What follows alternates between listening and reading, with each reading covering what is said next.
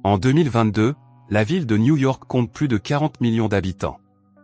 L'inspecteur Thorne vit dans l'un des appartements de la ville. Lorsqu'il allume la télévision, une publicité pour Swal Green, un aliment miracle à base de plancton, apparaît. Peu après, son ami Sol Ross éteint la télévision, ne voulant pas écouter la suite du programme. Pendant que Thorne se rase, il demande à Sol quelques cas à étudier. Sol n'a toujours pas d'affaire à lui présenter et Thorne lui rappelle qu'ils ont tous les deux besoin d'une affaire sur laquelle travailler, sinon ils deviendront chômeurs comme les 20 autres millions de New-Yorkais. Tout en décidant des affaires à suivre, Sol décrit son enfance. Pour lui, la nourriture n'était pas artificielle, l'eau était propre et le monde n'était pas pollué. On pouvait acheter de la viande et des œufs, mais aujourd'hui, rien ne pousse dans les vagues de chaleur constantes qui sévissent dans le monde. Alors qu'ils discutent, les lumières s'éteignent et Sol doit monter sur un vélo générateur pour produire plus d'électricité. Promettant de produire plus d'électricité plus tard, Thorne part pour son service de nuit, non sans avoir dû marcher sur la pointe des pieds pour enjamber les gens qui dorment dans les escaliers. L'air new-yorkais est chargé d'une brume verdâtre et à moitié délabrée. Assis sur le toit d'une voiture, un homme nommé Gilbert est approché par un certain Donovan, qui lui propose un crochet pour un assassinat. Sa cible est un homme nommé Simonson, un homme riche qui partage son appartement avec une femme nommée Shirl, une maîtresse qu'ils appellent Mobile. Ils sont des domestiques permanents dans les appartements des riches. Shirl est accueillie par le garde du corps de Simonson, Tab Fielding, qui lui dit qu'il est temps d'aller chercher de la nourriture. Ils vont chercher de la nourriture chez un certain Bradier, bien que la quantité ne soit pas très importante, le coût s'élève à plus de $279. Cependant, avant de conclure la transaction, Shirl demande à Brady s'il a ce qu'il a demandé, et le commerçant montre à Shirl une surprise, un morceau de « vrai bœuf ». Dans l'obscurité, Gilbert se faufile jusqu'aux appartements depuis un canal drainé et utilise le crochet de Donovan pour entrer. Il se ferait un chemin jusqu'à l'appartement de Simonson. C'est comme si Simonson l'attendait. Gilbert demande à Simonson si c'est la bonne chose à faire. Simonson dit à Gilbert qu'il comprend pourquoi il doit mourir. Il tourne le dos à Gilbert et est immédiatement tué.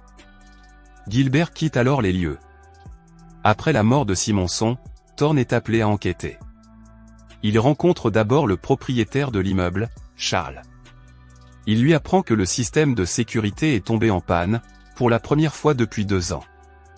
Thorne est ensuite conduit par Charles à l'appartement de Monsieur Simonson, où il rencontre Tab Fielding et Shirl. Thorne vérifie l'appartement en volant de la nourriture et des boissons, à la recherche de preuves entre les deux. Après avoir vérifié l'évier, Thorne demande à Tab de noter tous ses mouvements et son numéro de série. Pendant que Tab s'éloigne, Thorne se lave le visage dans la salle de bain et prend le savon, la serviette et la bouteille d'alcool pour les mettre dans une thé d'oreiller. Thorne recherche des signes de maltraitance, mais n'en trouve aucun sur elle. Elle lui dit que Simonson était un gentleman et qu'elle ne lui a jamais été infidèle parce qu'elle n'aurait jamais compromis son travail.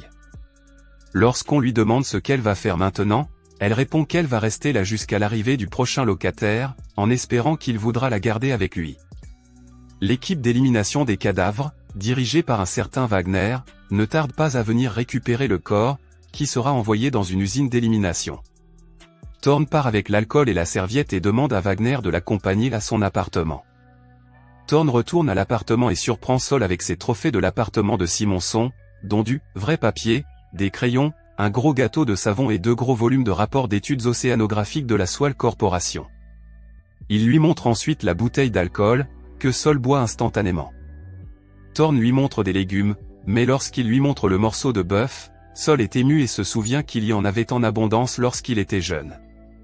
Plus tard, dans le bureau du chef, Thorne discute du meurtre de Monsieur Simonson avec le chef Hatcher. Il ne croit pas qu'il s'agisse d'un cambriolage, mais d'un meurtre. Il en déduit que l'alarme s'est déclenchée pour la première fois en 2 ans, que les gardes du corps étaient opportunément partis faire des courses, que rien n'a été volé et que l'arme était un crochet à viande. Nous assistons ensuite à une scène de rue où des foules de pauvres font la queue pour aller chercher de l'eau au robinet qui leur ont été attribués. Pendant ce temps, Thorne surveille l'immeuble où habite Tab Fielding.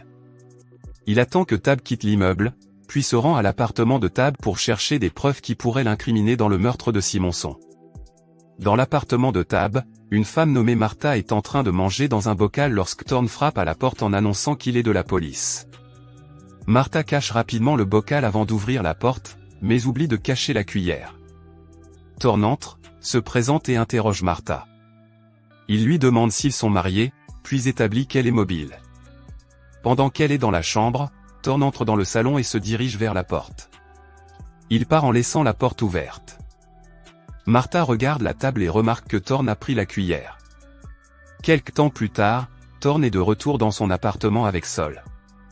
Tout en savourant l'alcool et la nourriture volée, ils discutent des détails que Sol a pu trouver sur Simonson et de la façon dont il est entré au conseil d'administration de la Swale Corporation. Il semble que le gouverneur Santini en fasse également partie. Thorne quitte l'appartement pour une cabine téléphonique, où il appelle le chef Hatcher. Il lui fait savoir que Simonson était directeur de Swale et qu'il est suivi. À l'insu de Thorne, Hatcher a emmené Donovan dans sa chambre. Donovan veut savoir si le département pour lequel travaille Thorne coopérera avec le bureau du gouverneur, ce que Hatcher accepte. Shirley est en train de se divertir avec un groupe de filles mobiles lorsque Thorne arrive. Il demande à Shirley d'aller dans la chambre et de faire le lit. Alors qu'elle tire les couvertures du lit, Thorne lui apprend que Simonson a été assassiné, ce qui n'a rien à voir avec un cambriolage. Il lui demande quelles étaient les connaissances de Simonson. Shirley mentionne quelques noms, dont celui de Santini.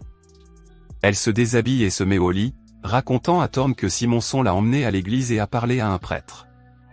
Thorne se déshabille et se met au lit, puis embrasse Shirley.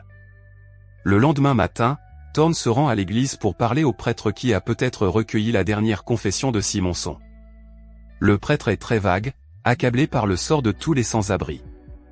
Il se souvient avoir parlé à Simonson, mais ne peut rien dire à Thorne. Il est trop fatigué pour parler et dit à Thorne que la vérité est trop dure à supporter. Thorne entre dans le bureau de Hatcher et ce dernier lui annonce que l'affaire Simonson est officiellement close. Il demande à Thorne de signer le rapport, mais Thorne est méfiant et refuse de le signer. Il accuse Hatcher d'avoir été acheté. Il soupçonne une corruption aux échelons supérieurs. Alors que Thorne s'en va, un autre officier lui jette un casque et lui dit qu'il est en service anti-émeute. Nous voyons maintenant un grand enclos couvert à l'intérieur duquel poussent de petits arbres. Donovan dit au gouverneur Santini que l'agent Thorne devient un problème. Santini dit à Donovan de s'occuper du problème. L'intérieur de l'église est rempli de sans-abri et beaucoup font la queue pour se confesser au prêtre. Tab entre dans le confessionnal et tire sur Paul. Dans une autre rangée de nourriture, Thorne est présent pour surveiller la zone en cas d'émeute. Dans ce chaos, Gilbert apparaît et tente de tirer sur Thorne, mais il tue accidentellement une femme devant Thorne. Thorne voit Gilbert et tente de traverser la foule pour l'attraper. Thorne finit par attraper Gilbert et le jette à terre. Gilbert se retourne et tire dans la jambe de Thorne. Avant que Thorne ne puisse faire quoi que ce soit, la grande pelle en acier d'un des camions descend rapidement et écrase Gilbert, le tuant immédiatement. Tab arrive à son appartement et constate que la porte d'entrée est déjà ouverte. Dès qu'il entre, Thorne commence à se disputer avec Tab, lui demandant qui paie tout.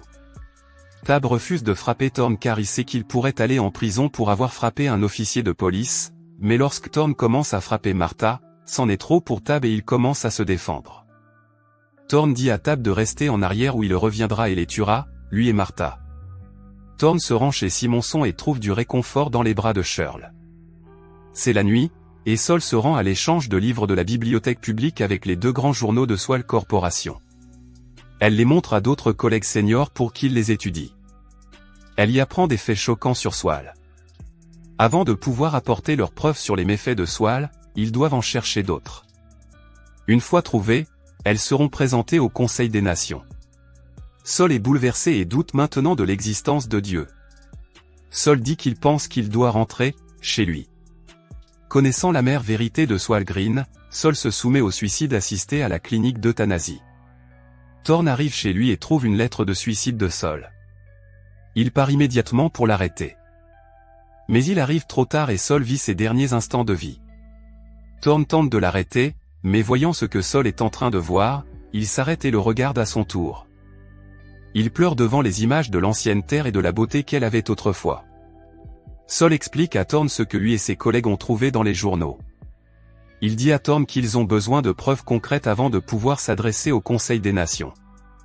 Sol se contente de passer 20 belles minutes à écouter de la musique classique. Il quitte l'entrée du bâtiment et se faufile jusqu'au sous-sol, où tous les cadavres sont chargés dans des camions d'élimination des déchets. Au moment où l'un des camions part, il court à côté et saute sur le camion, grimpant dessus et se cachant. Il appelle Hatcher, mais il est en attente. En attendant qu'il soit disponible, il appelle Shirley et lui avoue son amour. Avant qu'elle ne puisse demander ce qui se passe, Hatcher se connecte. Il lui dit qu'il est à l'échange, mais il voit que des gardes l'ont remarqué. Il ouvre le feu, tue l'un d'entre eux et s'échappe. L'un des gardes le frappe à l'abdomen et il perd son arme. Il court à l'intérieur de l'église et le garde le suit. Remarquant du sang sur le sol, le garde le suit, espérant atteindre Thorn. Lorsqu'une femme se lève et laisse tomber quelque chose, le garde ouvre le feu sur elle, la tuant. Il est ensuite attaqué par Thorn, qui est faible et se fait battre par le garde. Après l'avoir jeté à terre, Thorn trouve un couteau et poignarde le garde dans l'abdomen. Hatcher arrive à l'église et trouve Thorn qui lui dit d'aller à la bourse aux livres et de dire qu'il a les preuves. Il dit à Hatcher qu'il l'a vu à l'usine de traitement, Swalgreen est fabriqué à partir de chair humaine, et non de plancton comme il l'avait dit. Alors qu'il transporte Thorn sur une civière, Hatcher promet de faire savoir au monde que Swalgreen est fabriqué à partir de personnes.